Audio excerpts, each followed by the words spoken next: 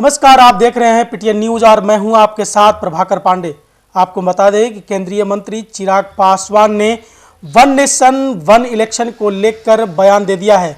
उन्होंने कहा है कि वन नेशन वन इलेक्शन पर मैं नरेंद्र मोदी के साथ हूं और मेरे पिताजी स्वर्गीय रामविलास पासवान जी का भी यही सोच था कि वन नेशन वन इलेक्शन ही भारत में हो, क्योंकि मैं तो ये चाहता हूं कि वन नेशन और वन पंचायत लेवल, ये मैं चाहता हूं कि वहां तक की चुनाव एक साथ में हो। क्योंकि आज मैं देख रहा हूं कि जिस तरह से हरियाणा के चुनाव रहा, फिर हरियाणा के चुनाव समाप्त होने के बाद झारखंड, फिर महाराष्ट्र, इस तरह से लगातार पूरे साल चुनाव ही चुनाव रहता है, जिसमें सारे व्यवस्था ठप हो जाती है, सारे जो विकास का काम होता है वो रुक जाता है। और मैं यही चाहता हूं कि वन नेशन वन इलेक्शन हो, जिसके कारण देश की आर्थिक जो क्षति है वो रुके और जो देश के जो विकास के काम हो वो निरंतर चलता रहे। इस तरह की बातें कहते नजर आए चिराग पासवान। तो वहीं लालू प्रसाद यादव ने नीतीश कुमार के महिला संवाद यात्रा पर बयान दिया था और कहा था कि नीतीश कुमार महिला संवाद यात्रा पर नहीं, वो आग सेकने के लिए जा रहे हैं। इसको लेकर चिराग पासवान ने कहा है कि यह जो बयान है वो अमर्यादित है। इस तरह के बयान लालू प्रसाद यादव को नहीं देनी चाहिए, क्योंकि लालू प्रसाद यादव एक वरिष्ठ नेता हैं और बहुत ही अनुभवी राजनीतिज्ञ हैं, पूर्व मुख्यमंत्री भी रहे हैं।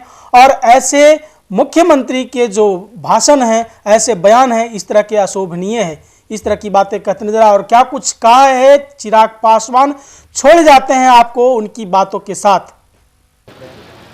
ये देखिए, ये हम लोग की चाहत भी रही है लंबे समय से, और ख़ास तौर पर मेरे नेता, मेरे पिता आदरणीय रामविलास पासवान जी की भी ये सोच रही है कि ज़रूरी है देश में एक साथ चुनाव का होना।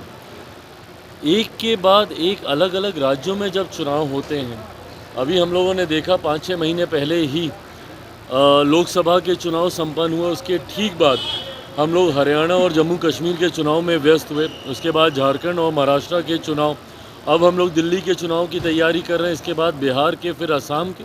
तो हर दूसरे तीसरे महीने जिस तरीके से देश के किसी न किसी राज्य में चुनाव होते हैं, वो न सिर्फ आर्थिक बोझ देश के ऊपर डालने का काम करते हैं, बल्कि जिस तरीके से मशीनरी के डिप्लॉयमेंट को भी लेकर बार बार सेना एक जगह से दूसरी जगह उसका डिप्लॉयमेंट को लेकर भी एक व्यवस्था तैयार करने की ज़रूरत पड़ती है। इसमें भी समय बहुत ज़्यादा बर्बाद होता है। ऐसे में और जब आचार संहिता लगती है, मॉरल कोड ऑफ कंडक्ट, तो जितने भी विकास के कार्य हैं उसको कहीं ना कहीं उसकी गति रुकती है। ऐसे में देश में एक ही बार चुनाव हो और वो 5 साल तक वो व्यवस्था सुचारू रूप से चलती रहे, सरकारें सिर्फ और सिर्फ देश के विकास और आर्थिक सुधार की दृष्टि से कार्य करें, इसके लिए ज़रूरी है कि एक ही साथ देश में चुनाव हो। हम लोगों ने भी जब पूर्व राष्ट्रपति जी के नेतृत्व में इस समिति का गठन किया गया था, उस वक्त भी पार्टी की तरफ से इसके पक्ष में हम लोगों ने अपनी बातों को रखने का काम किया था।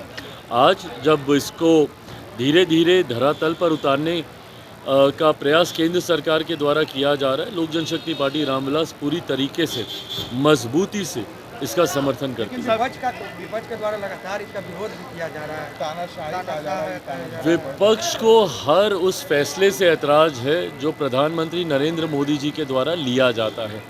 मैं चाहता हूं कि विपक्ष इसके मेरिट पे चर्चा करे, बताए कि क्या ऐतराज़ है, क्यों ये सही नहीं है। एक तरफ जो उन लोगों की बातें हैं कि भाई इससे छोटे दलों को एक साथ चुनाव, आज की तारीख में देश की जनता इतनी जानकार है कि वो 2 राज्यों के चुनावी संघीय ढांचे को बखूबी समझती है। लोकसभा के साथ जिन राज्यों में चुनाव हुए, आंध्रा उसका उदाहरण है, जहां वहां पे लोकसभा के परिणाम कुछ और थे और राज्य के परिणाम वहां पे कुछ और आए। तो ये दर्शाता है कि देश की जनता इस बात को अच्छे से जानती है कि भारत के संघीय ढांचे में किस तरीके से मतदान करना है। विपक्ष चाहे इसके लिए संभवतः हमारी सरकार एक कमेटी का भी गठन करेगी, जेपीसी का भी संभवतः हम लोग गठन करेंगे, वहाँ पे मेरिट्स को लेके इसके ऊपर चर्चा करें, ना कि सिर्फ इसलिए कि प्रधानमंत्री लेकर आए हैं और हमको विरोध करना है, ये उचित नहीं है। मुख्यमंत्री नीतीश कुमार महिला संवाद यात्रा पर निकल रहे हैं और राजद सुप्रीमो लालू प्रसाद यादव ने उनके यात्रा पर कहा है कि वो आंख सेकने जा रहे हैं। आप कैसे देखते हैं? इससे ज़्यादा अशोभनीय और अभद्र टिप्पणी नहीं हो सकती।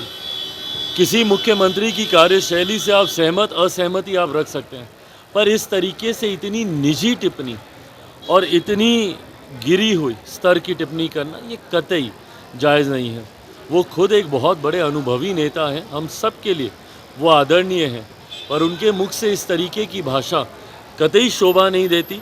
मैं मानता हूँ सत्ता की जिम्मेदारी है कि जब आप सत्ता में हो तो जनता के साथ निरंतरता में आप संवाद साधते रहें, और इसके लिए ज़रूरी है मुख्यमंत्री जी जिस तरीके से इस दौरे पर निकल रहे हैं, मैं मानता हूँ 2025 के विधानसभा के चुनाव में हम लोगों को इसका लाभ ज़रूर होगा। लोकसभा में संविधान पर चर्चा हो रही है और अपोजिशन कह रहा है कि आप लोग संविधान को तार-तार करते हैं, सिर्फ उसको ढाल बना के इस्तेमाल करते हैं। जो लोग संविधान को अपनी पॉकेट में लेके घूमने का काम करते हैं वो कभी समझेंगे ही नहीं कि संवैधानिक मर्यादाएं क्या होती हैं।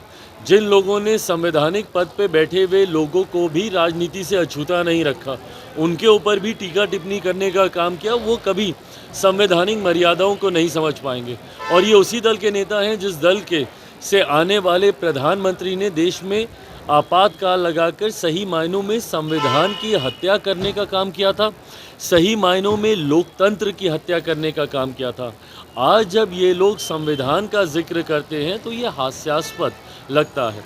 इसीलिए जब संविधान पर चर्चा हो रही है, इन लोगों ने हर विषय पर चर्चा की, पर इन्होंने कभी उस काले अध्याय का विपक्ष के नेताओं ने जिक्र नहीं किया जो कि इनकी वजह से आज भी लाइक अ ब्लैक स्पॉट हमारी डेमोक्रेसी के ऊपर, हमारे लोकतंत्र के ऊपर एक धब्बे की आखिरी तरह। सवाल सर, प्रियंका गांधी ने कल अपने स्पीच में कहा कि मौजूदा सरकार लैटरल एंट्री के जरिए से और प्राइवेटाइजेशन के जरिए से आरक्षण को खत्म कर रही है, कैसे देखते हैं? इसकी शुरुआत किसके समय में की गई थी? लेटरल एंट्री की शुरुआत इन्हीं विपक्षी दलों की सरकारों के वक्त की गई थी। इस परंपरा की नींव इन लोगों के द्वारा रखी गई थी। पूर्व प्रधानमंत्री बता दें किस व्यवस्था से आए थे, क्या वो लेटरल एंट्री के माध्यम से नहीं आए थे? तो ऐसे में जब आप एक उंगली किसी और के ऊपर उठाते हैं, और कम से कम मेरी सरकार, मेरे प्रधानमंत्री इतनी संवेदनशीलता तो रखते हैं कि जब उसको लेकर ये विषय उनके संज्ञान में दिया गया, उन्होंने तुरंत उसको रोल बैक करने का काम किया।